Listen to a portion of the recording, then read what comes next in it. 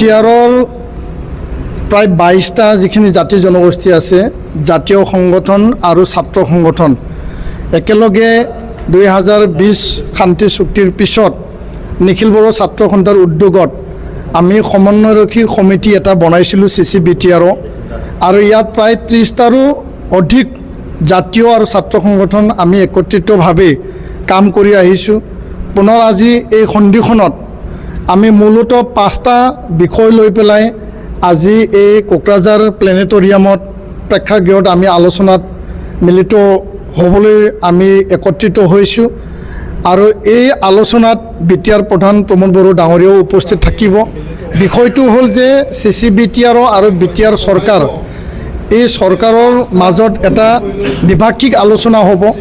আলোচনাৰ বিষয় ৰাখিছোঁ আমি বিটিআৰৰ স্থায়ী শান্তি সম্প্ৰীতি ভাতৃত্ববোধ আৰু এনাজৰী আৰু ইয়াৰ লগতে যিখিনি 22টা জাতি জনগোষ্ঠী আছে, বিভিন্ন ভাষা ভাষী ধৰ্মাৱলম্বী লোক আছে, তেওঁলোকৰ যি সামাজিক যি উন্নয়ন, সামাজিক যি এটা অৱস্থা, আৰ্থিক সামাজিক যি পৰিৱেশ, কমিউনিটি ডেভেলপমেণ্ট আৰু শিক্ষা যিবিলাক সমস্যা, শিক্ষাক আগুৱাই নিব লাগে, নৱপ্ৰজন্মক আগুৱাই নিব লাগে, সেই গোটেই বিষয়টো লৈ পেলাই আমি আজি আলোচনা কৰিম। বিটিআৰ শান্তি চুক্তি আখৰে আখৰে ৰূপায়ণৰ ক্ষেত্ৰত সকলো 30টা সহযোগী দল সংগঠনে আমাক সহায় কৰি আছে।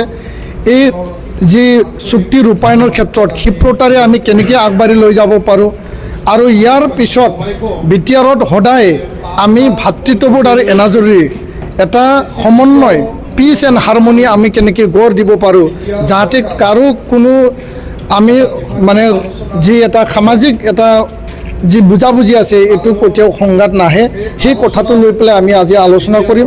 আৰু তেওঁলোকে নিজৰ নিজৰ জাতীয় সমস্যা, মাটি বাৰী সমস্যাই হওক বা ভাষাৰ সমস্যা, সামাজিক সমস্যা, অৰ্থনৈতিক সমস্যা আৰু সমাজখন আগুৱাই নিয়াৰ ক্ষেত্ৰত যিখিনি সমস্যা তেওঁলোকে উপস্থাপন কৰিব।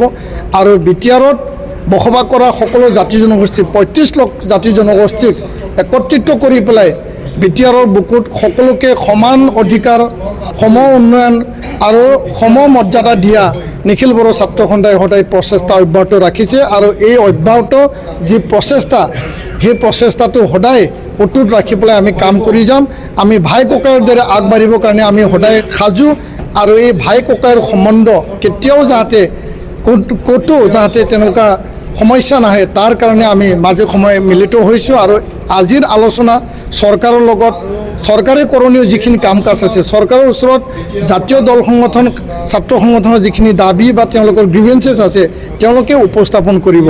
সেইখিনি দায়িত্ব আমি আজি লৈছোঁ আৰু আমি আলোচনাত মিলিত হৈছোঁ।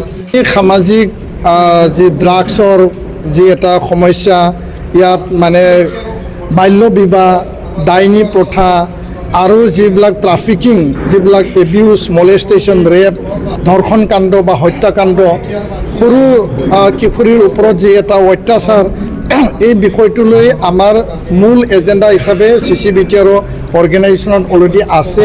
আমি বিভিন্ন সময়ত যিবিলাক ধৰ্ষণ কাণ্ড, হত্যাকাণ্ড হৈছে এইবিলাকত আমি মাত মাতিছোঁ, কাম কৰিছোঁ।